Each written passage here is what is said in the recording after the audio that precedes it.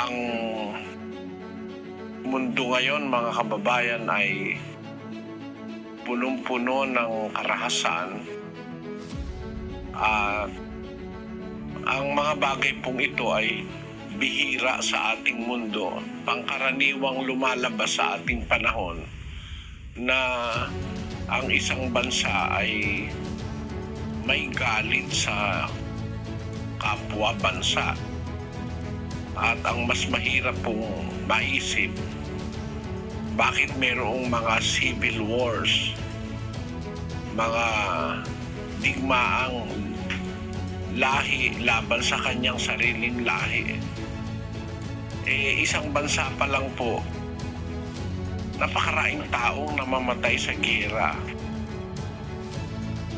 Lahi sa lahi, magkakalahi po sila na nagpapatayan.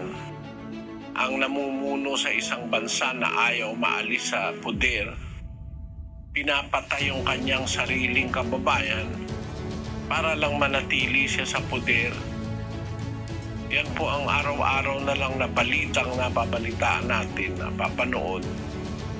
Ang mga bata na dadamay sa karahasan at saka sa kalupitan ng tao laban sa kapwa. Ito, mga kababayan, ay isang maliwanag na pruweba ng sinabi ng ating Panginoong Hesus na pagka malapit na po siyang bumalik, sabi niya sa Mateo 24:6, makakarinig kayo ng mga digmaan at alingaw-ngaw ng mga digmaan, sapagkat magsisitindig ang bansa laban sa bansa, ang kaharian laban sa kaharian.